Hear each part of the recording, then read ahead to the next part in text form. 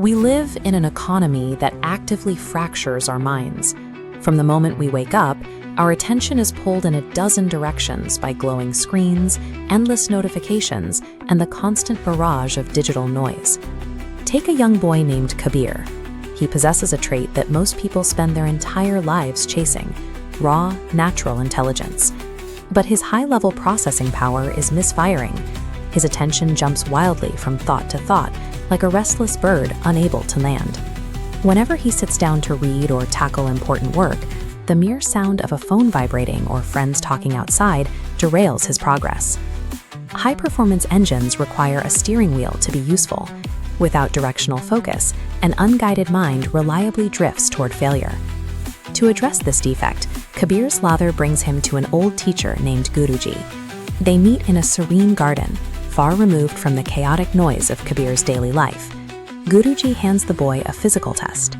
He gives Kabir a glass filled to the brim with water and tells him to walk one lap around the garden without spilling a single drop. Kabir looks up at a chirping bird and then turns his head to watch some laughing children nearby. By the time he finishes the lap, half the water is gone. This diagram breaks down the lesson Guruji shares next. The stark white glass represents your ultimate purpose, the specific objectives you aim to achieve. The blue volume filling the glass is your focus. It is a finite, precious resource. The red waves represent the ambient noise of the world. Every time a distraction hits the glass, a little bit of that focus spills over the edge. Giving your attention to irrelevant external noise is the literal act of leaking your potential onto the ground. Simply understanding a metaphor does not instantly cure a scattered brain. This timeline illustrates the actual solution: microhabits. Re-building concentration requires taking scattered daily actions and forcing them into a continuous, organizing pattern. For Kabir, this starts with basic logistics.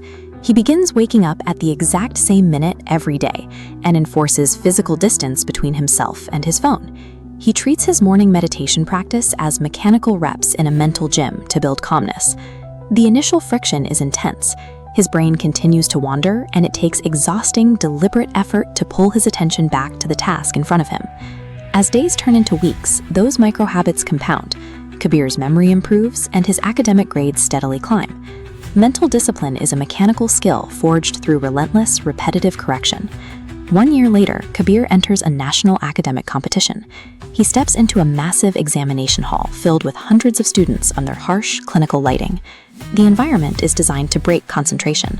The problems are complex, the clock is ticking rapidly, and the student anxiety is visible. Amidst that rising panic, Kabir maintains a deep stillness. He applies the framework learned in the garden, isolating his mind from the chaos. He executes a strategy of singular focus.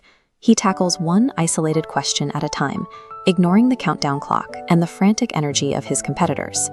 When you place a deliberate system of focus under extreme pressure, it buffers the mind against environmental anxiety. By holding his attention steady, Kabir solves the complex problems and wins the national competition. This chart compares two approaches to success. While undisciplined talent is volatile, Kabir's results show how disciplined focus can bridge the gap between high potential and actual victory. A sudden spark of motivation is a fleeting emotion. Disciplined focus is a structural architecture you build into your brain. Stop letting life dictate where your attention goes.